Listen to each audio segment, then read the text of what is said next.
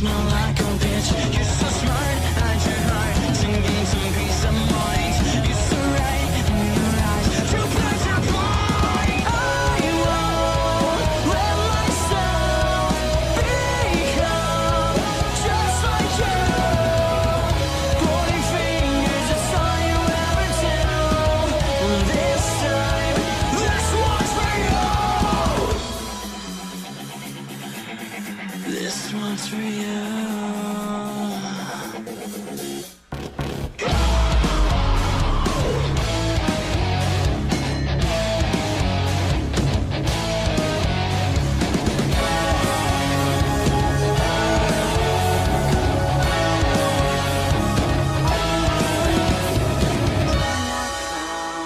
The perfect way, you no longer exist, you're no longer in my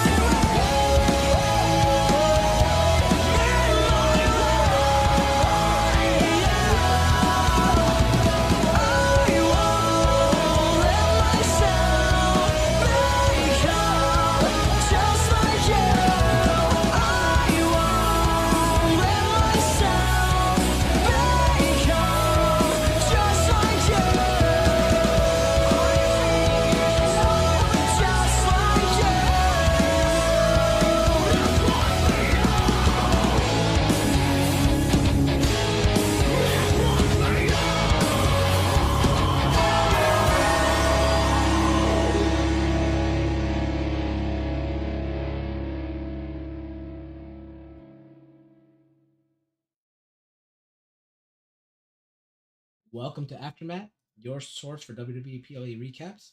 I am your host, the Secret Boss Cal.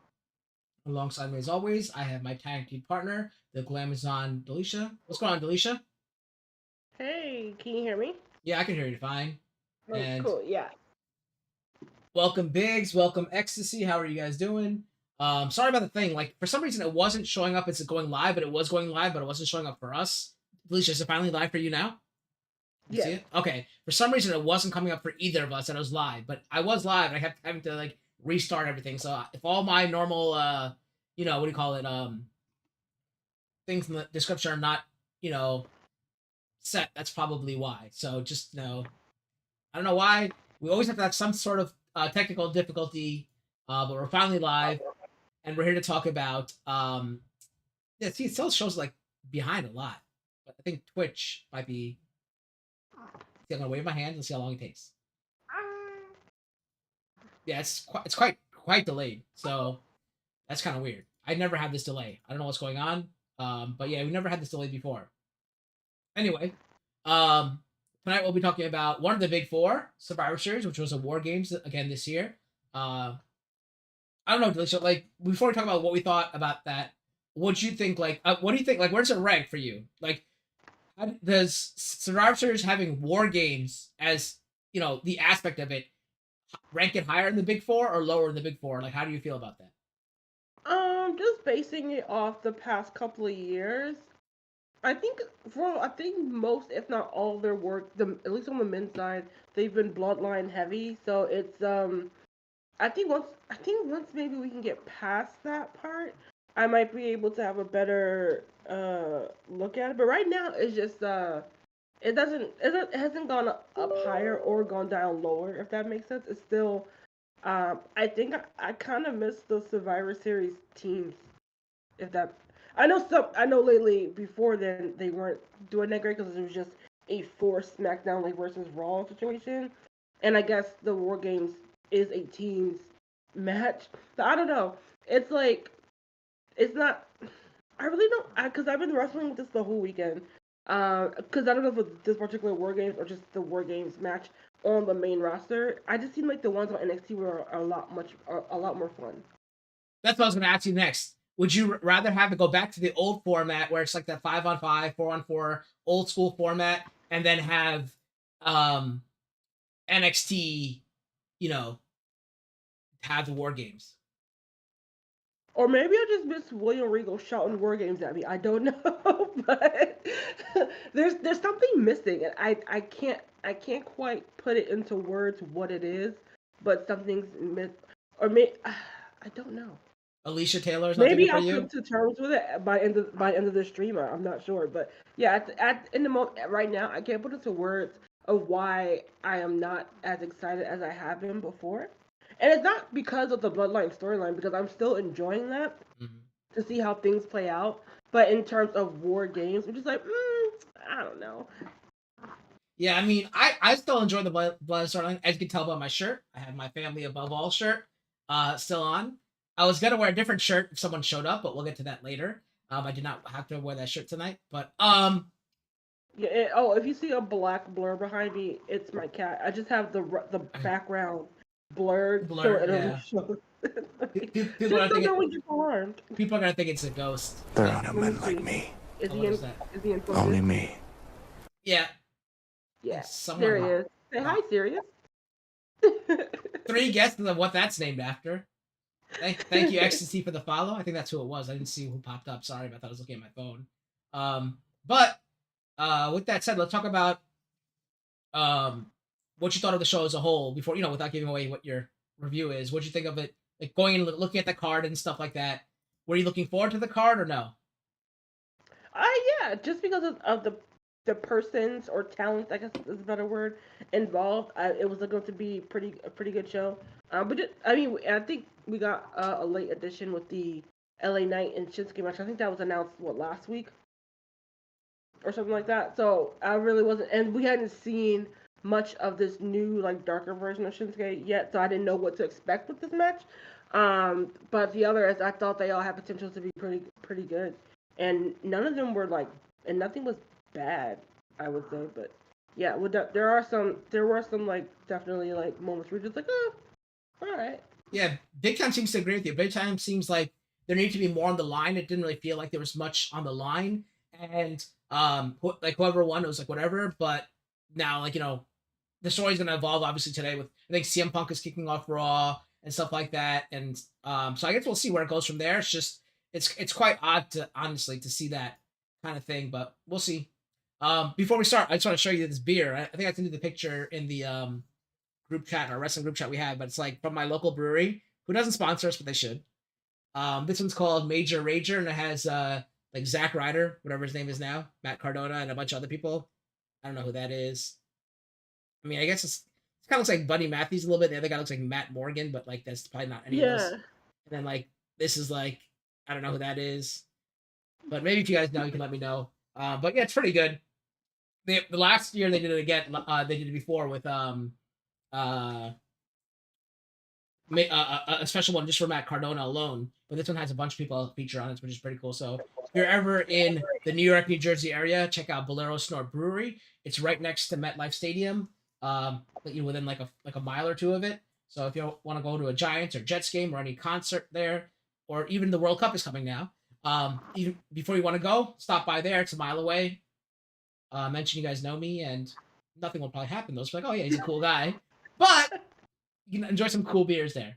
But anyway, check it out, Bolero Snort Brewery in Carlstadt, New Jersey.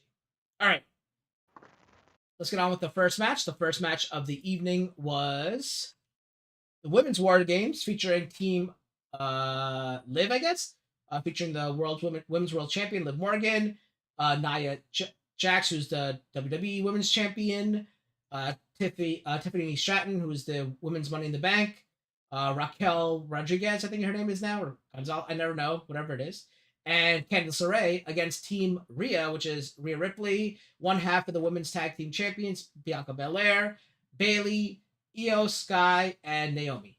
Go ahead, Alicia. I believe this is yours. Yeah.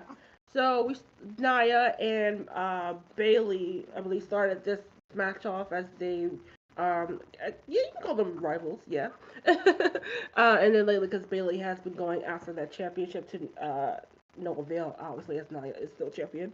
Started off, they were just, trading blows back and forth until the 5-minute timer goes off. And then next up, we had Naomi, who came out with her, I think, like a glowing Kindle stick and a birthday hat because it was her birthday. So happy birthday to her. And so they had the advantage as because Bianca won her match last Monday. to get the advantage that they will usually have the upper hand of having an additional superstar while the clock is counting down to the official match starts. And I will admit, if my voice feels off, it's because my nose is completely congested, so I might be sounding kind of strange, but no worries, I will get through this. There was a bizarre moment in the match where one of the weapons taken from under the ring was a toilet seat. Now, why would a toilet seat be under there in the first place? Who knows? But Nia had set it up to what we presume to probably give Naomi the sting face. We were presuming that's what she was going for, but she got intercepted by Bailey, who then threw the toilet seat to. That just sounds so weird to say if you were not talking about something else, or if someone were just to walk in and hear that. Anyway, but Naomi was throwing the toilet seat, and then she put it over Nia's head to give her the aforementioned stink face. That was just an odd moment. I guess it's like a almost like a nod to the fans, if you want to call it that, or you can call it an Easter egg. I don't know, because it's not a move you are seeing too often on the main roster or on live television, I should say. I know we've seen some things on like house shows, stuff like that, or we've seen clips of it from like house shows, stuff like that, but they don't really do that often. So it was just an homage. That's the word I'm looking for. But after that, we got Candice LeRae coming out, who I don't know if there was a certain weapon she was looking for and didn't see it, or what was going on. It took her a very long time to find whatever she was looking for under the ring, and I don't think she found it because she came up with only just another chair. But she came in to even the odds. So of course, for now, it's just 2-on-2. There was a little commotion before she came out, as it looks like it was going to be Tiffany coming out, but LeRae went out ahead of her, and once you come out the cage, you can't go back in, or come out the cage that they're holding all the other opponents and stuff like that. You can't go back in, so whoever steps out the cage first, like that, is the next person to come into the ring, in case, you needed clarification on that rule.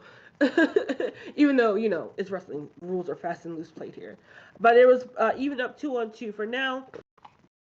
And coming out next was Bianca, who was coming in, again, because it's like a working tradition, like the next person coming out has to bring in additional weapons, because it's no DQ. The only way to win is by pinfall or submission, in case you didn't know. And Belair, she came out with a trash can and a fire extinguisher and a table. All the greats of the weaponry of wrestling. But she didn't really use most of the weapons. I think she used a chair slightly, but she's mainly doing her stronghold, like striker moves. She did get a cool spot where she jumped up or climbed up to the top rope with the chair in her hand, and looked like she was gonna try to backflip onto Nia with the chair, but it was telegraphed because Nia was standing there for like 5 minutes.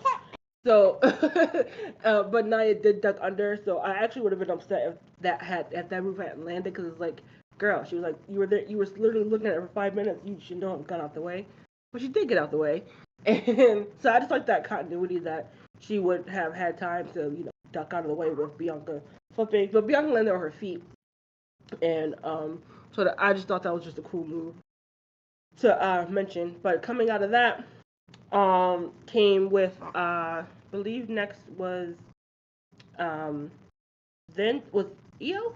Yeah, was Io. I think. Sorry, it gets a little confusing once after you get to the third person coming out.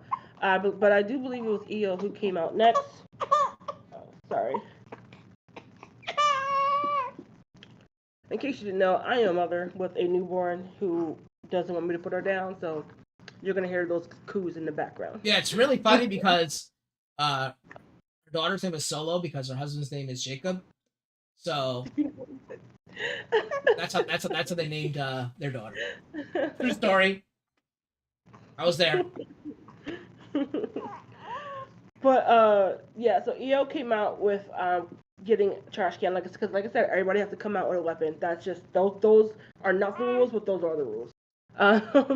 Where she looked like she was trying to do, but then when she got into the case, looked like she was trying to do like a sunset flip off the off the top rope on off. I mean, with Candace, but Candace was holding on to the ring, so it didn't quite land.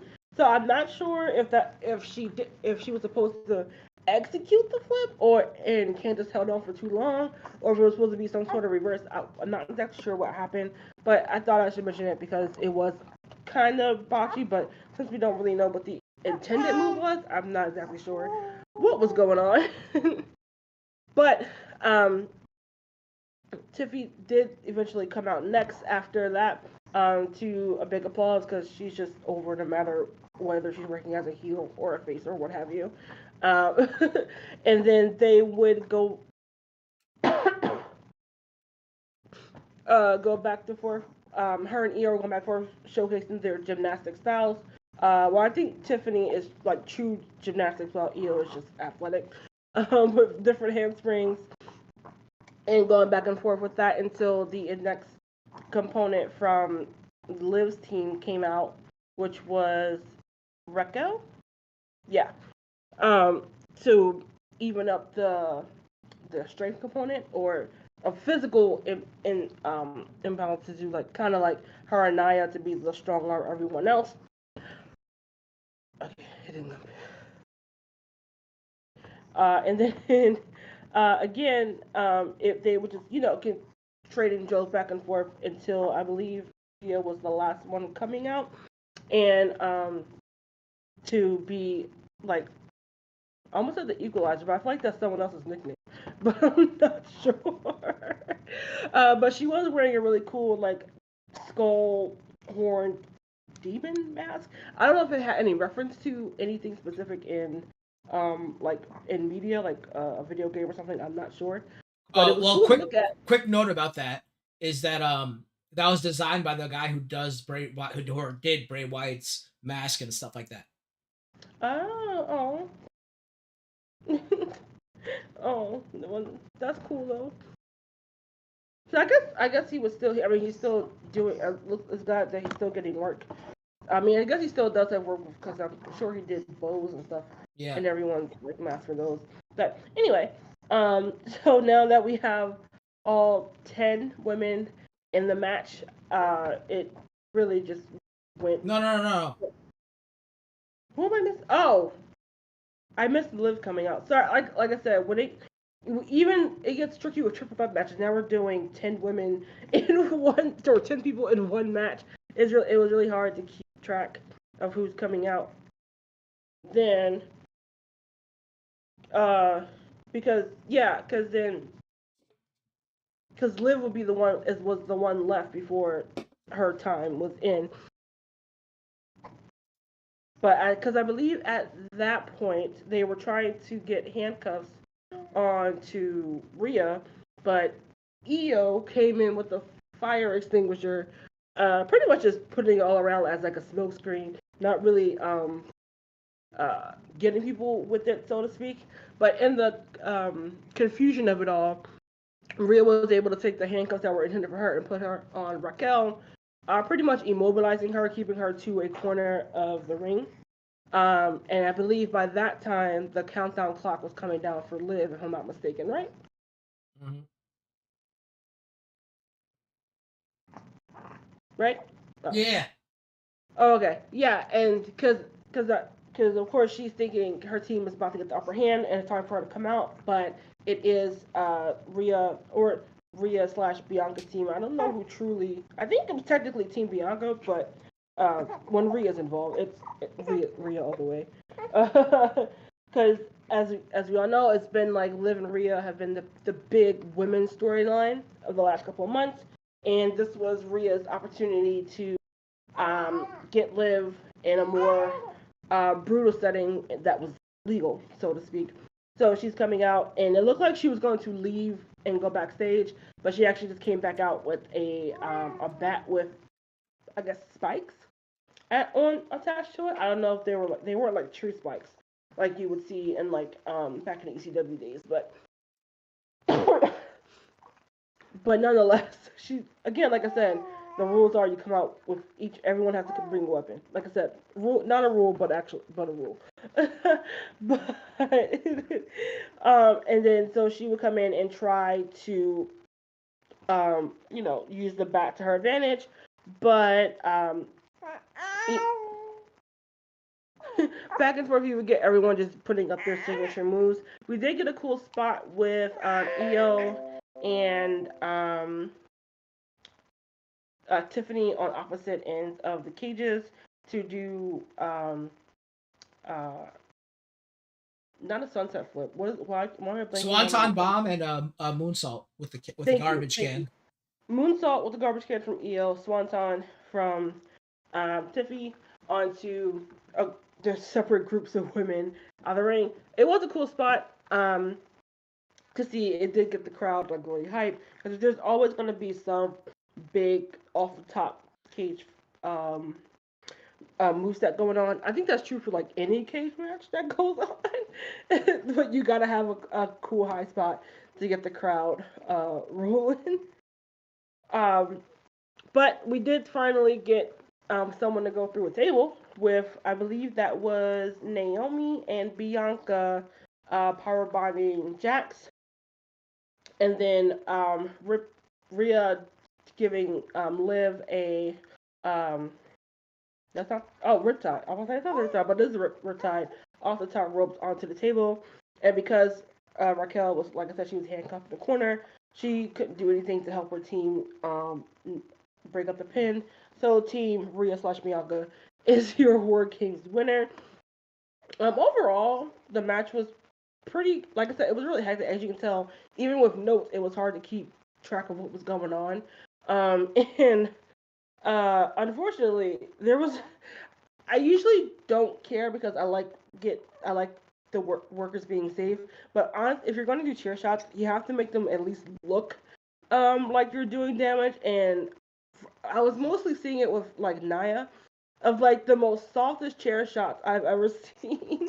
It's like the chair shots you give to the celebrities if they Or Hulk actually Hogan chair do it. shots, because Hulk Hogan's chair shots look like that. Actually, Well, I would, you know me. I don't really watch Hogan stuff, even when he was in his heyday. Um, but yes, and then like I said, there's a few like missed spots, but of course, like I said, when it's like so many people in the ring, there's gonna be a little bit of misses here and there. But overall, it was pretty good. I think, like I said, the match was like good, but not like great or terrible. But as we were talking about earlier about, I think even Big Time saying with the stakes, I'm not really sure what this did for any of them besides throwing them all in a match for the War Games. Um, but I'm really hoping, because I'm actually just tired of it. I'm really hoping that this is the end, or let them move on for Rhea and Liv, because I'm actually tired of this whole storyline with them. It needs to be over. Um, the SmackDown girlies, they got their own things going on that's still developing, so I'm not really too concerned with that. Because they're still developing things on, especially with between Bianca and Jade, and who took out Jade, and people try to sow the seeds and say it was Bailey, but I think there might be a swerve as well, but we'll see.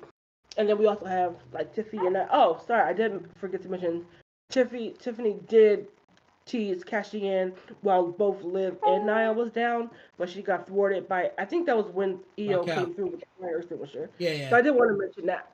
And this was before Raquel was she got startled by Raquel at first, and then Io came in. Because people was like, "What are you doing?" Yeah. Because I think we all thought that she would cash in at the end. No. If you go back and look at our wrestling chat, I said this like 2 or 3 weeks ago. I said, wouldn't it be cool if Tiffy cashes in during War Games, because that would be very unique. It's never happened before. She should cash in during War Games. And I think you've responded. You're like, how would that even work? Because like, does that mean she wins the match? I'm like, no, because the War Games hasn't officially started yet. Because what so and so and so. So like, she should have cashed in during it.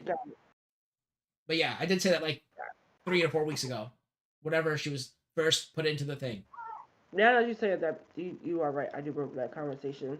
Do you think she's actually going to cash in and win, or she might be the first female to cash in and not win? That's tough because like everyone's so behind her, but like how I think she's definitely gonna cash in on Nia, because that thing is like getting betrayal of their relationship. I forgot when it is. Is it before or after WrestleMania? She's got to do it before. Oh, she can do it at WrestleMania, right? Technically. Yeah, she's got to do it before the next Money in the Bank PLE. So what if she wins what if she wins the Royal Rumble, loses to Nia at WrestleMania, but after the match she hits her with the Money in the Bank briefcase and then gets the pin? Now that would be interesting because I don't think that's happened. That's never happened before either. Yeah.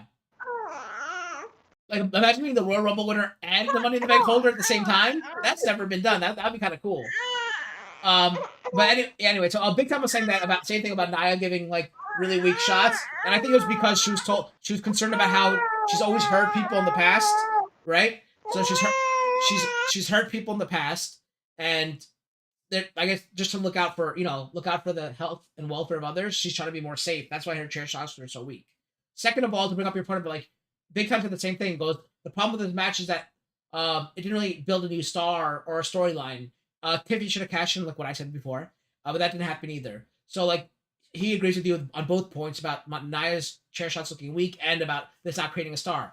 I felt this match was not even needed. Why did they have this War Games? I know they have to have women's War Games, but wouldn't it have been a lot cooler to have Team Wyatt 6 against Karrion Kross, whatever their team's called, Final Testament or whatever? Like that would have been a cooler War Games. I know it's men and women, but I'm sure they kind of found a way around it somehow. But they should have done that instead. I thought that would have been cooler.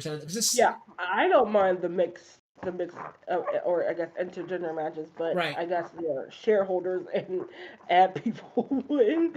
But I don't think they had either. I just think they didn't think of that, and they wanted to go with the typical men match and the women's match. I don't think they needed that because this really had no stakes and nothing in it. But I don't know.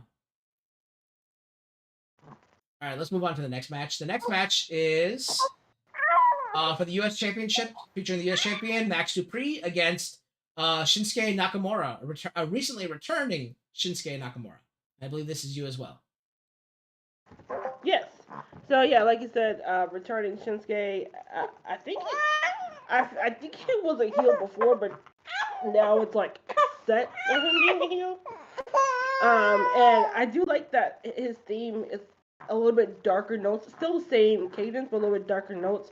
So they didn't mess that up. This one, I think I had to watch this match like twice because the first time I didn't watch live because I was like driving home, and then I was distracted during the first time, and then the second time, I'm not gonna lie, I was kind of bored. But and I am always excited to see Shinsuke.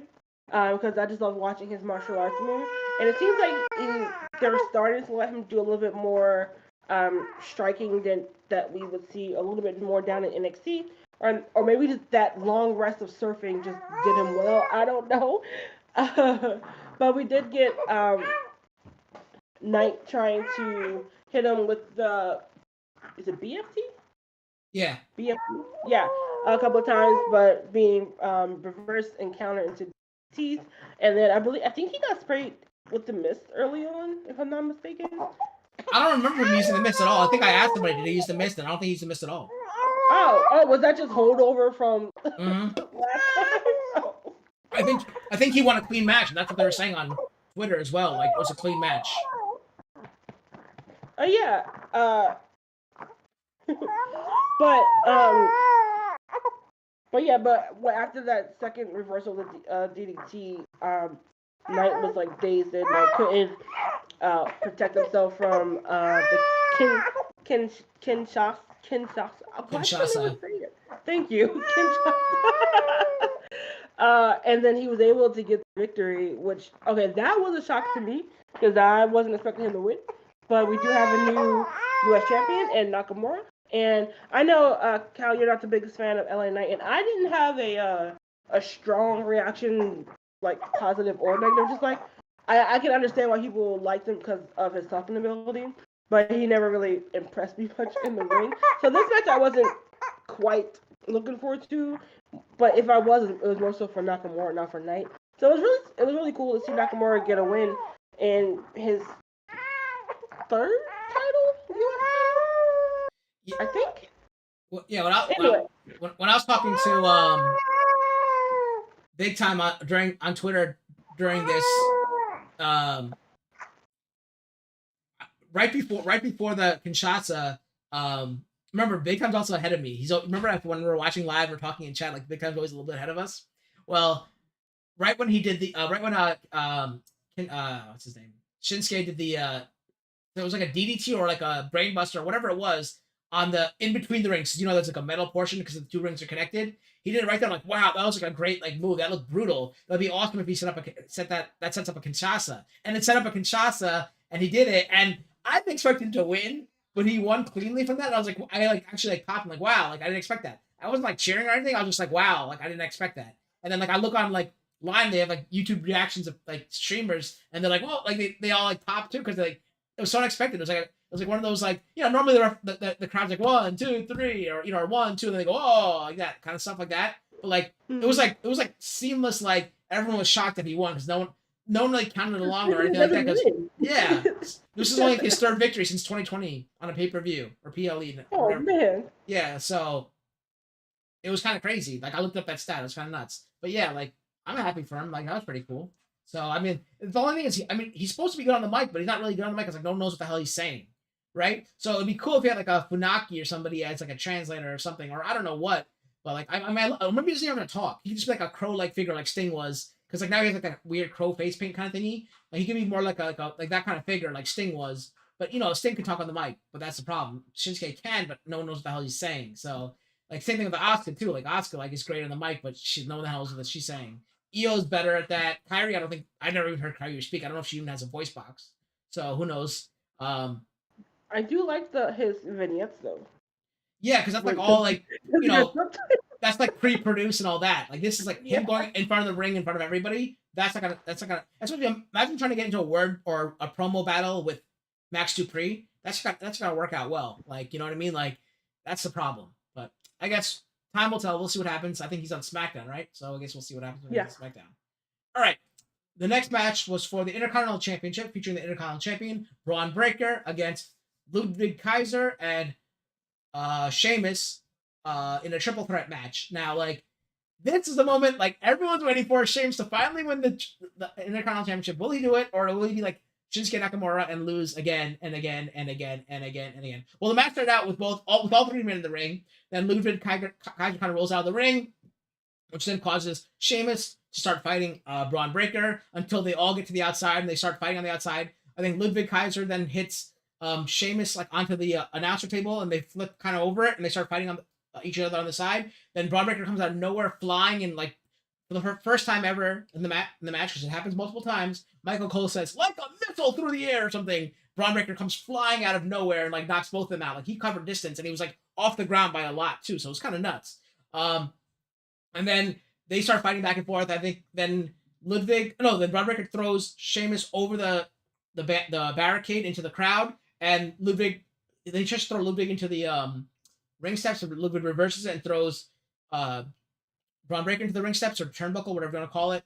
And then he leans against the barricade, and that's when you see like Sheamus like come up behind him slowly, stalking him, and the crowd going crazy. Very good camera angle. There was good camera work in this match and bad camera work in the match. The good camera work is like seeing Braun Breaker fly through the air, like just off screen, then him come on screen, like flying like 20 feet off the ground. That was cool. This moment was cool camera work. There's a part where Braun Breaker stops to do the Scott Steiner push-ups, and like you think he's looking, because he's looking forward out of the ring and doing it, and like you think he's looking at somebody, so the camera turns, but like no one there, and the camera goes back to Braun Breaker. So there's like no one there, but like it was just Braun Breaker doing it there. But anyway, Sheamus has the beats of Badran. Get 10 beats of Badran, but he hits an 11 on Ludwig. Then throws Ludwig down, and Braun Breaker comes at him. Sheamus then reverses that and does 10 beats of Badran on Breaker as well. Then he hits the Celtic Cross on Breaker. That's the 1-2 kick out. Then Sheamus starts fighting back and forth. Ludwig's still outside the ring. This is one kind of like, I'm skipping a lot in the match because like I'm just going for the top points of the match. This is the point where Braun Breaker's setting up for his spear, and as he goes for the spear in the corner, Sheamus sidesteps him and throws him into a chair that Ludwig had set up earlier in the corner.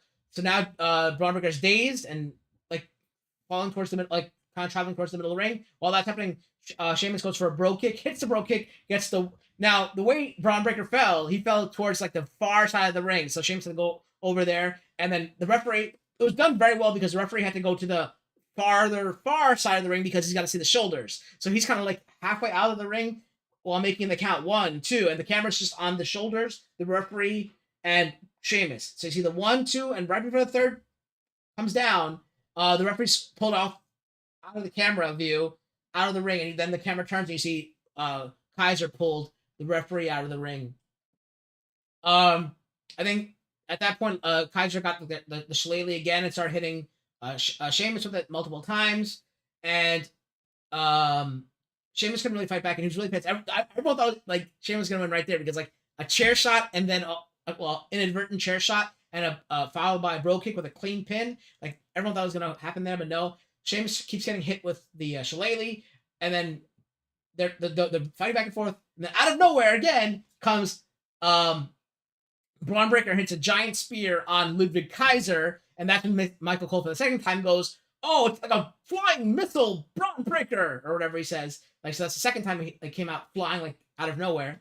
And that caused Ludwig Kaiser to fly out of the ring, and then Sheamus it's in the corner after taking that beating from the shillelagh. He starts getting up all wobbly, and Braun Breaker's measuring, hits a spear, gets the 1, 2, 3, and Braun Breaker retains. And what I thought was a pretty good match.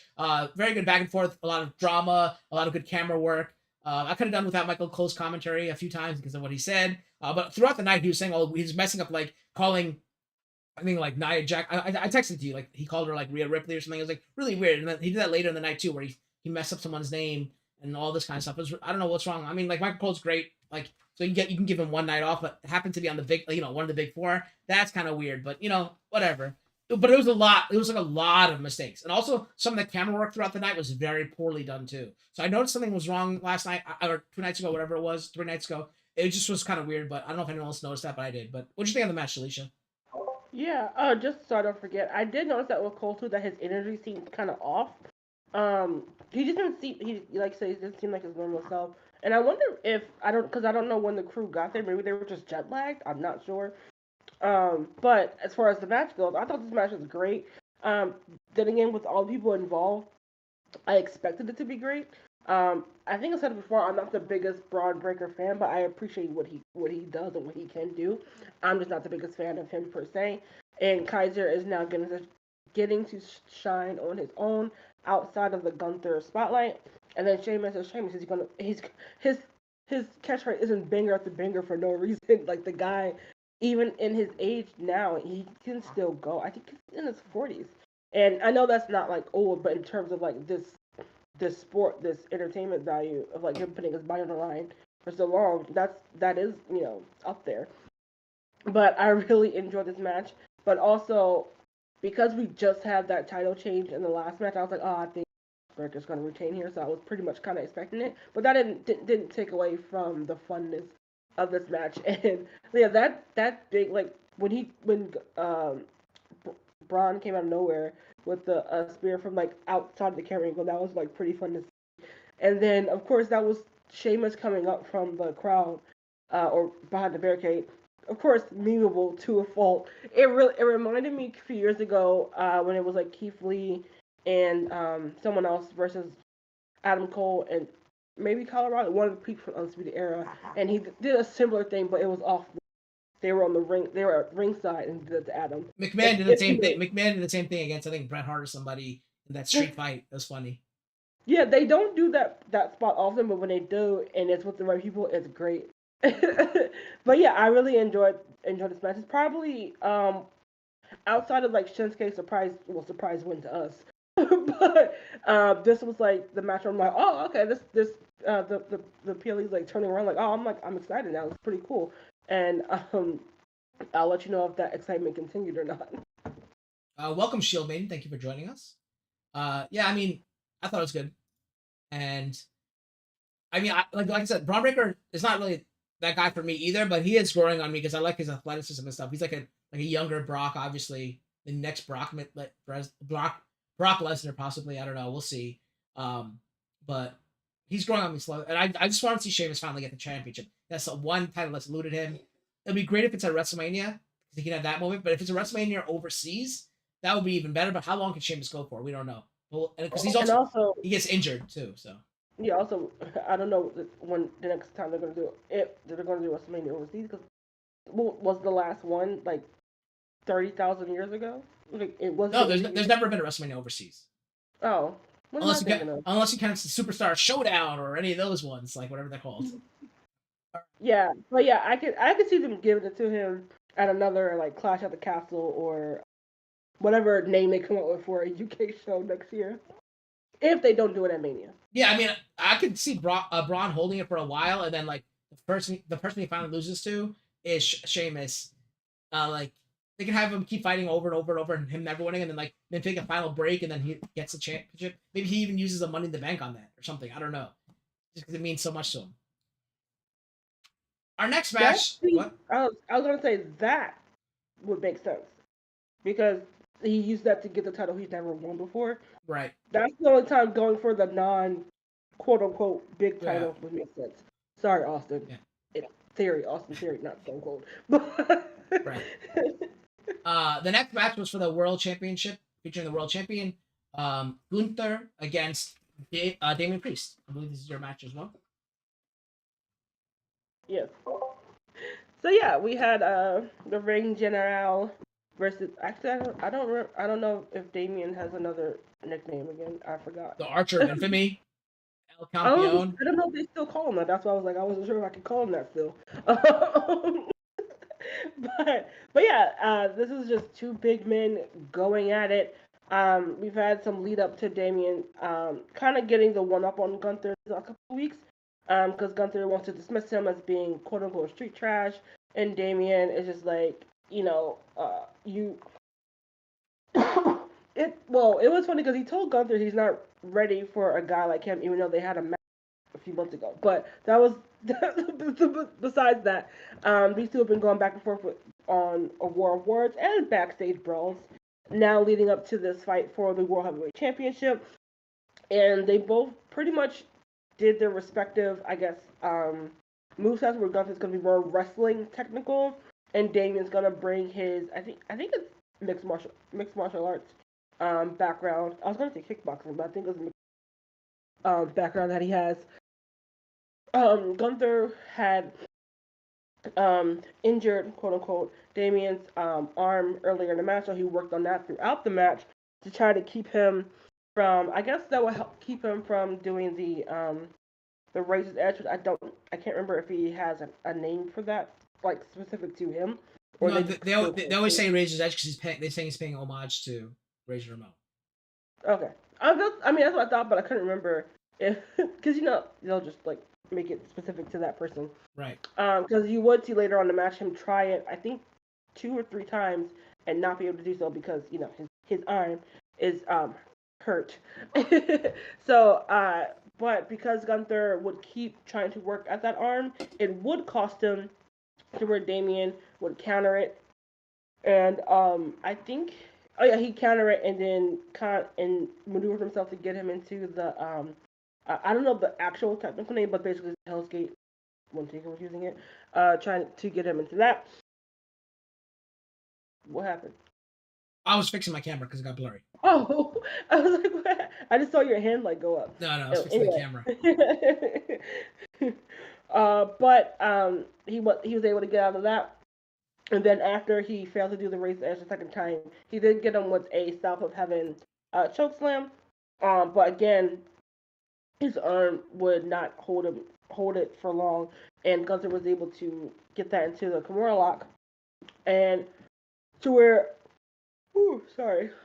Damian was able to come out to the side ring to not, or get himself over to the outside to not get submitted. And but by this time we knew something might have been up. But here comes Finn Balor coming over to screw over Damian. I'm not exactly sure why this time. But because I guess he just still hates him. And he gives him the coup de grace off the steel steps while the referee was distracted dealing with Gunther. But if he thought it was Gunther would be pleased with that, he was not. as he gave Finn a boot for the interference. Although you would think he would have been happy because he's a heel, but I guess it was Gunther still trying to be up to his moniker of Ring General because people have been saying he's been losing his step, so to speak, ever since the loss to Cody at the PLE that shall not be named. But he would get Priest back to the ring with a power bomb, and then would put him in a reverse chokehold or sleeper hold, and to where I believe Damien passed out. Because he didn't. I don't think he tapped. I think he just passed out. And ref called the match, so Gunther retains. While Priest still gets to look strong. He still would look strong because he lost basically because of Finn, not because Gunther beat him. I guess that will be the storyline. I guess going forward is that he still hasn't been beaten by Gunther. He got screwed once again by Finn. So they're gonna have to wrap that storyline up before Priest probably goes after again, which I think makes sense to let him go off a little bit and then come back if they want to go that route and have Gunther be faced up with someone else in the next two PLEs, I would say, because one's a special and then we have the coming up. But overall, I really enjoyed this match. I really like Dave. I really like Gunther. These are big two strong guys who are gonna be big two strong guys in whatever match that they are in. But again, because you don't want Gunther to lose just yet, they did have a nice out with Finn because, as he was saying on his way back. I think I saw on a clip from WWE that he was like, "I told you, I want to forget. I'm not gonna let you." Well, I don't know the words exactly, so don't get me to lie. But then also, if you want to include it later on, WWE showed a backstage a backstage brawl between him and Damien, and then Carlito was there as well. I think JD might have got a few as well. So I don't think I'll put this in the chat because I think y'all were still talking live about stuff or other things that I hadn't seen yet. I said, well, Damien got to cost him the titles now. That's just apropos. That's just only fair that he cost him the tag team title. Yeah, that would make sense. Because now that he's cost him twice his title match, it's now he's got the return of favor it cost him. But did you enjoy the match? And do you think it still protects Damien to have Finn have that interference, or are you tired of them two going at it as well? Yeah. So if you remember me telling you, I fell asleep during this match. When it happened, so I didn't really care much for it. Going in, I tried to tell you how I felt about the PLE. I only really cared about the men's war games. That's about it. So I fell asleep during this match. I ended up watching it again today, and I was pretty much bored by it. I did like Gunther's use of different types of submissions. The one that you're talking about, the Hell's Gate, which is a variation of the Gogo Plata, which is the real name for it. That was cool. I wouldn't have gotten that on a multiple choice. And then the ending was cool. I mean, I don't really care much for the whole film, but I'm kind of tired of Judgment Day as well. The Judgment Day, even Rhea Ripley being part of Judgment Day, feuding with Liv Morgan, and now Liv Morgan being part of Judgment Day, feuding with Rhea Ripley. And then just the Judgment Day, just being, I don't even know why that's even a stable because not many of them don't even fight. It's just Carlito's there, JD's there. What the hell's the point of them? I guess they are one half the tag team champion, but whatever. Who cares? They're all boring. It's boring. Damian Priest has got to go do something else. Rhea Ripley's got to go do something else. Finn Balor's got to go do something else. Everyone's got to go do something else. I'm tired of them all together. But the ending was cool because I liked how he's using different submissions, right? And then before he won at the end of the match, he hit the powerbomb. And then once he hit the powerbomb, before hitting the regular sleeper he's been winning with lately, he started elbowing the carotid artery, I guess, or the jugular or whatever.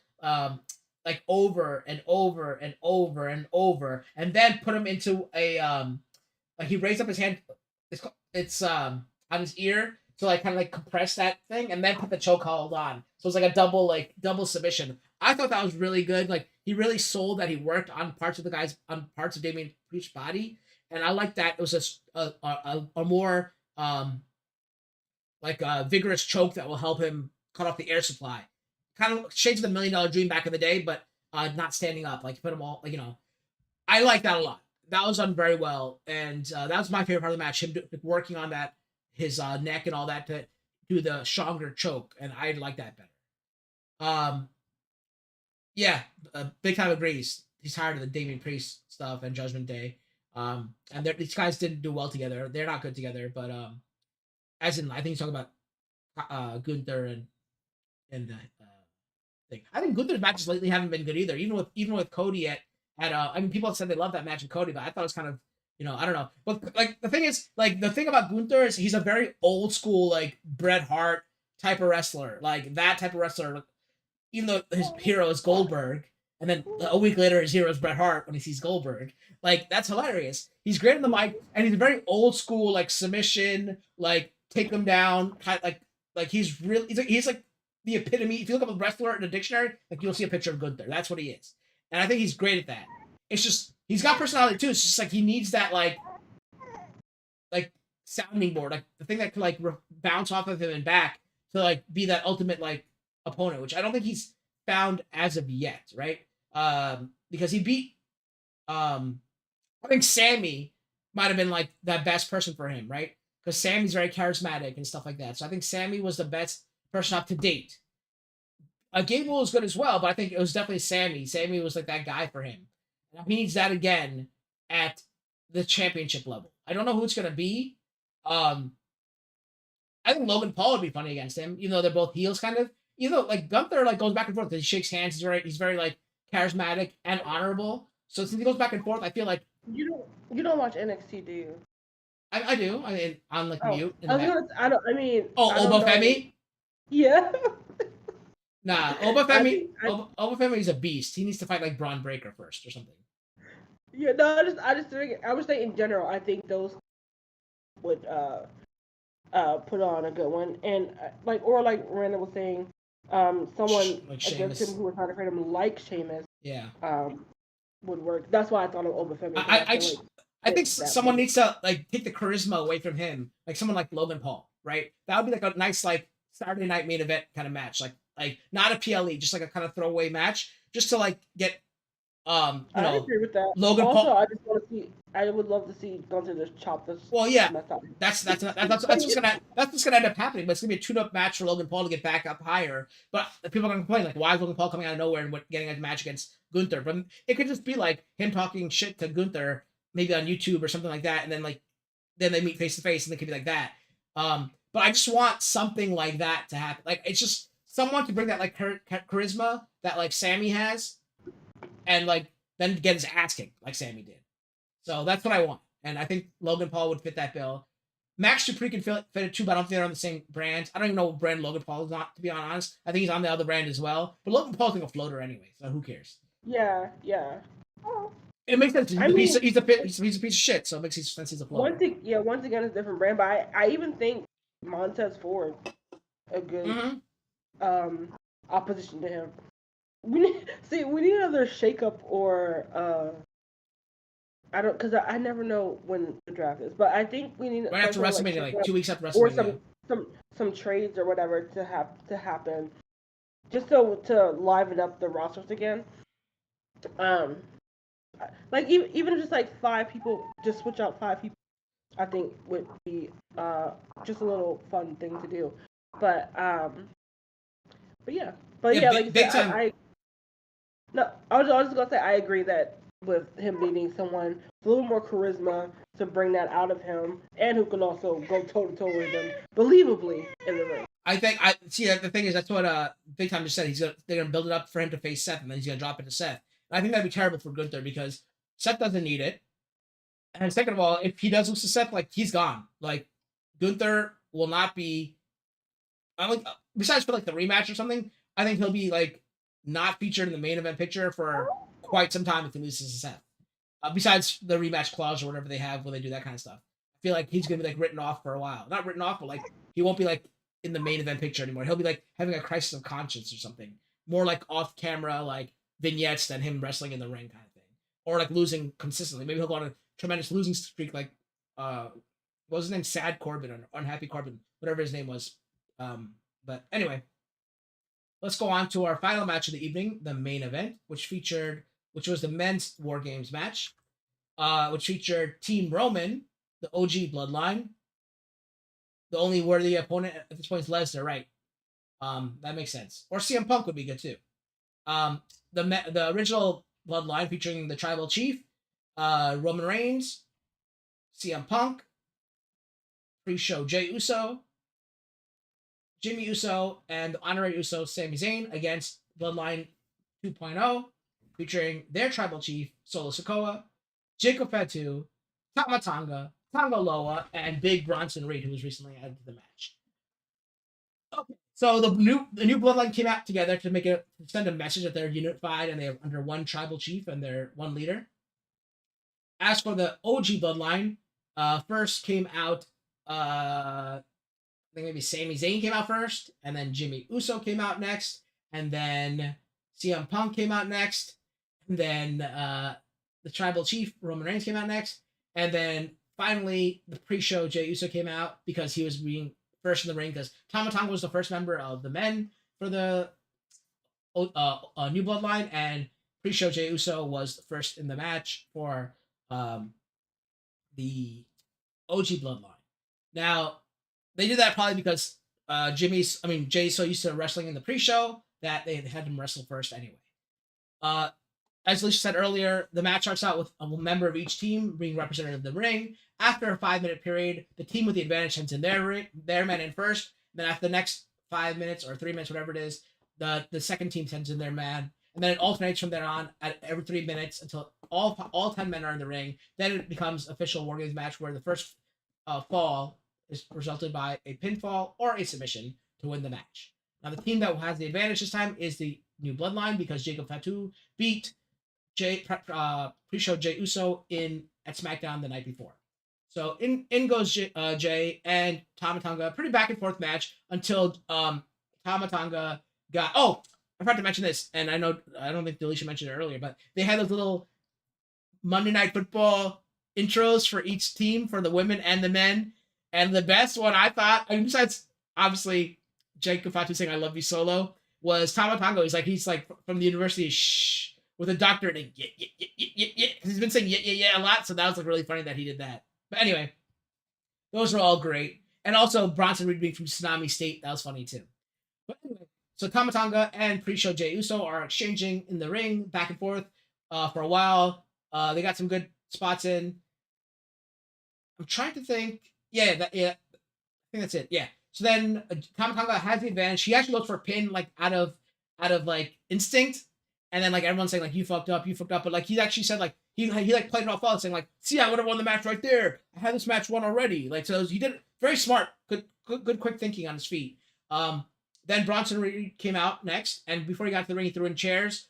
And like I think Corey Graves goes, why does Bronson even need chairs? He's a beast or whatever. And as he's coming to the ring, Jey Uso throws one of the chairs at Bronson. That's why the chairs are in the ring. So that was good back and forth like action. But eventually the numbers took a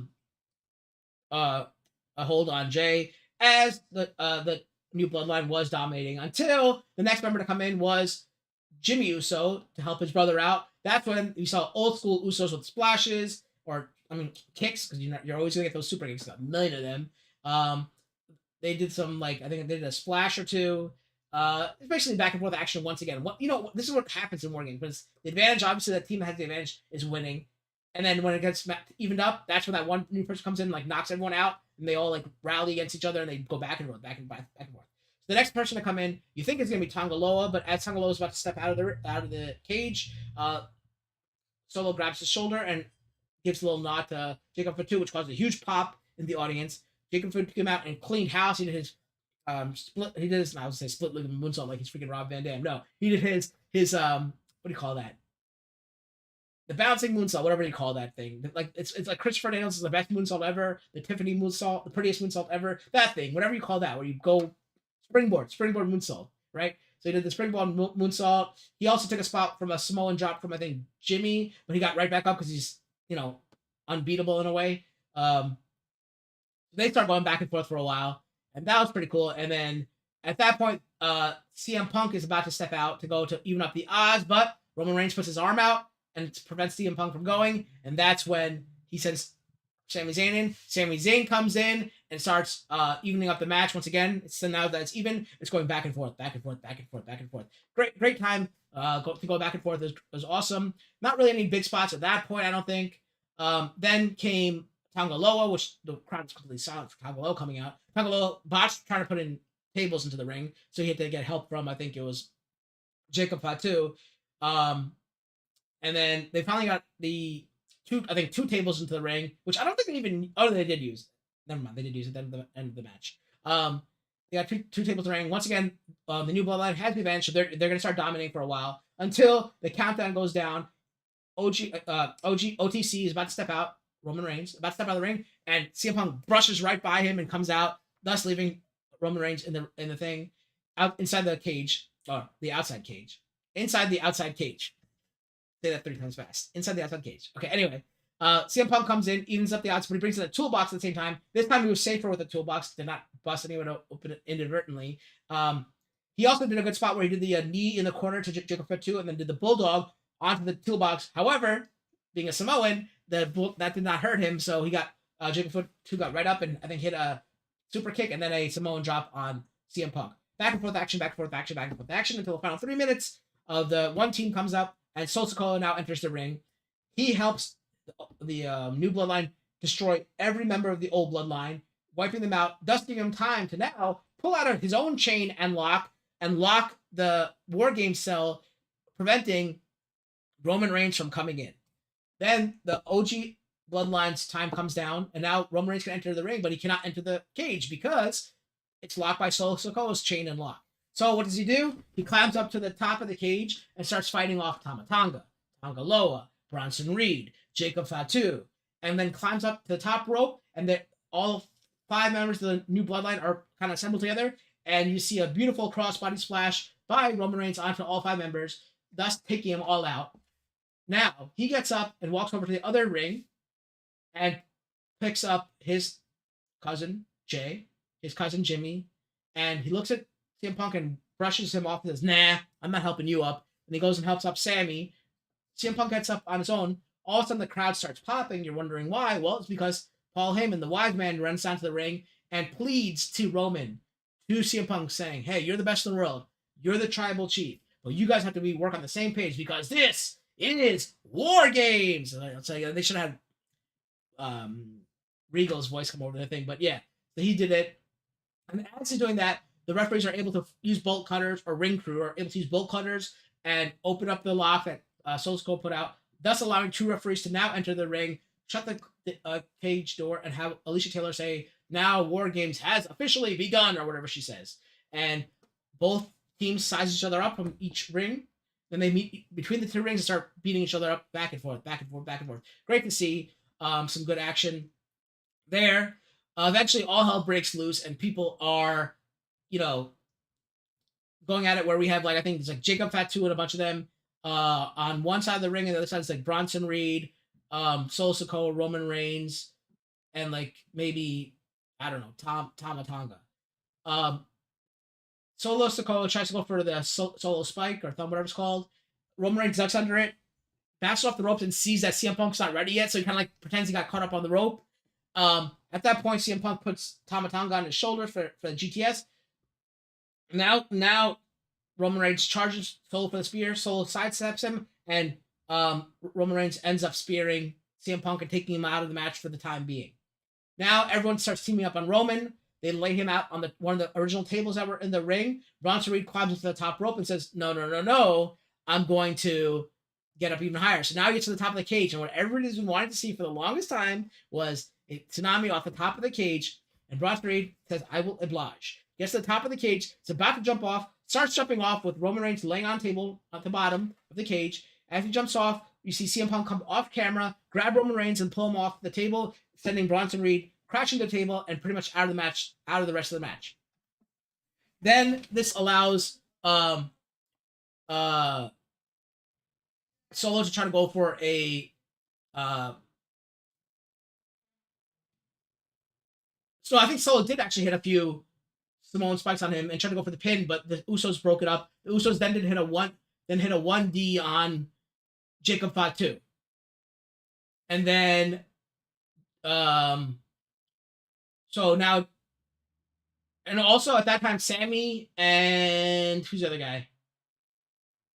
I mean, Sammy and Jay are taking out Tama Tonga and Tonga Low at this point. And Jimmy is putting Jacob Fatu on the other table that was set up earlier on.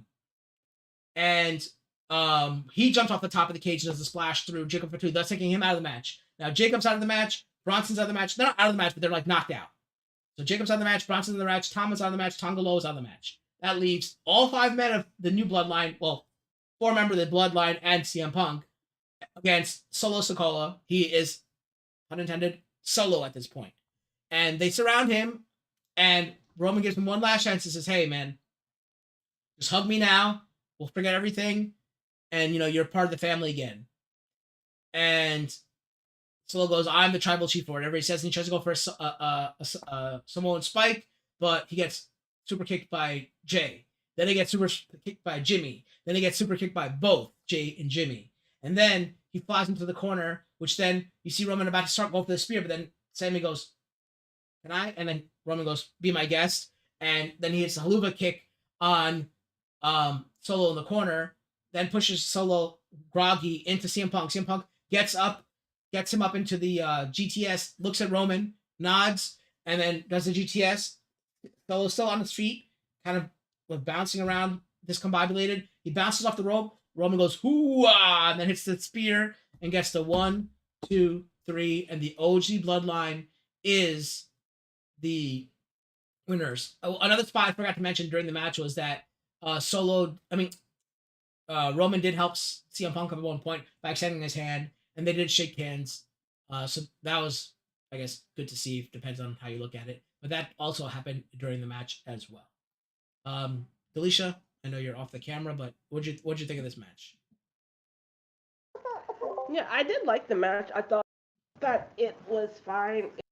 It hit all the bells, so to speak. But like we mentioned before we started the actual chat, that it just felt lacking.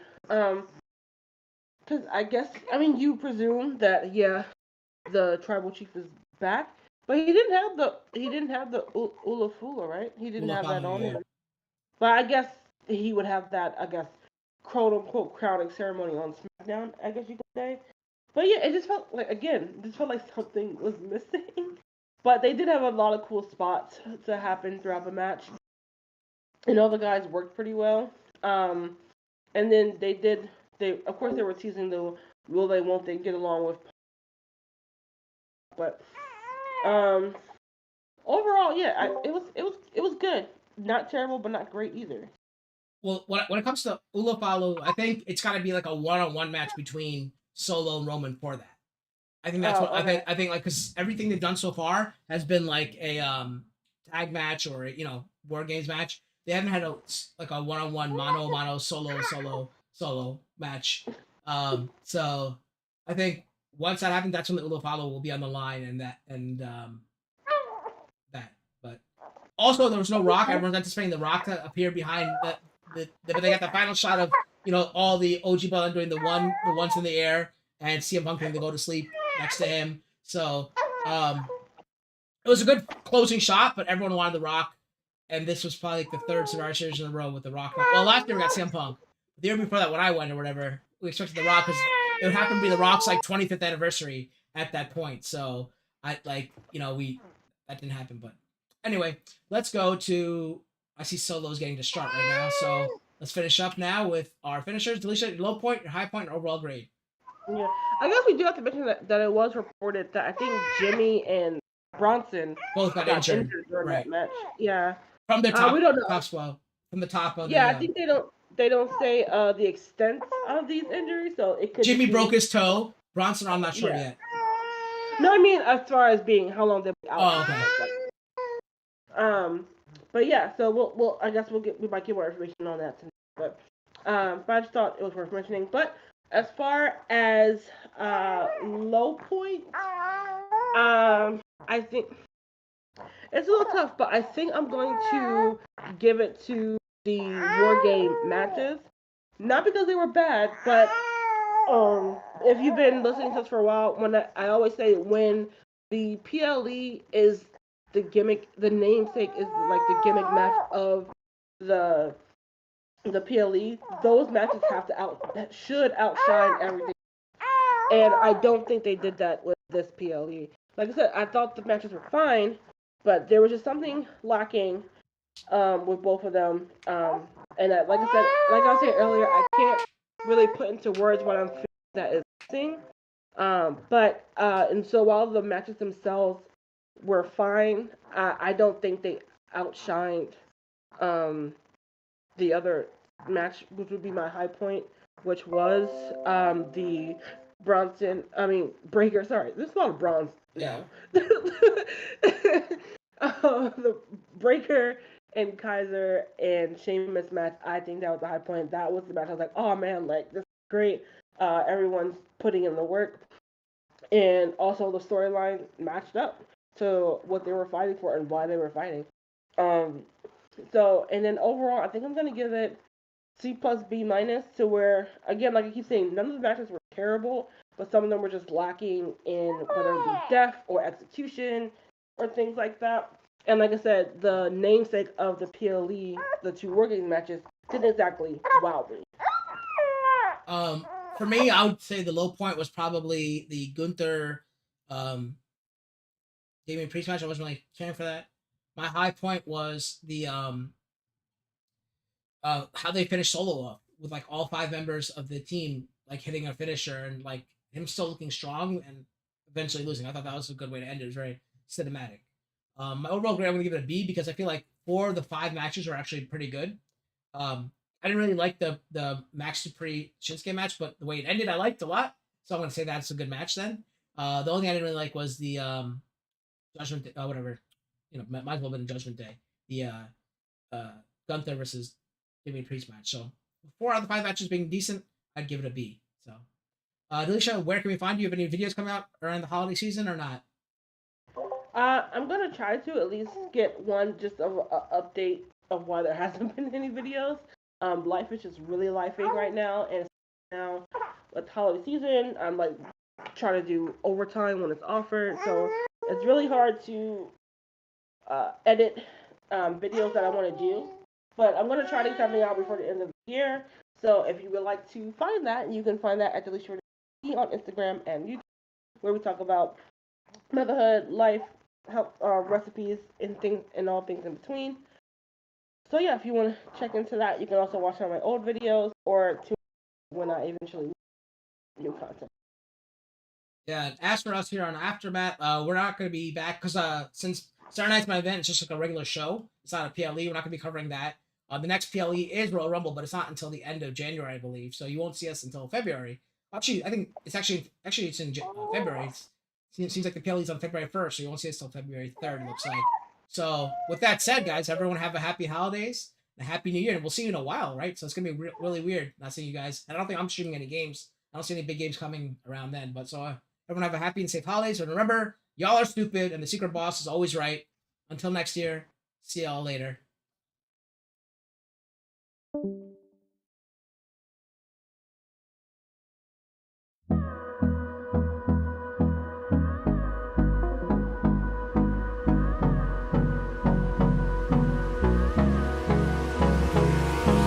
Hold me close till I get up. Time is barely on our side. I don't wanna waste what's left. The storms we chase are leading us, and love is all we'll ever trust. Yeah, no, I don't wanna waste what's left. And on we'll go, through the wastelands, through the highways, till my shadow turns to sun rays. And on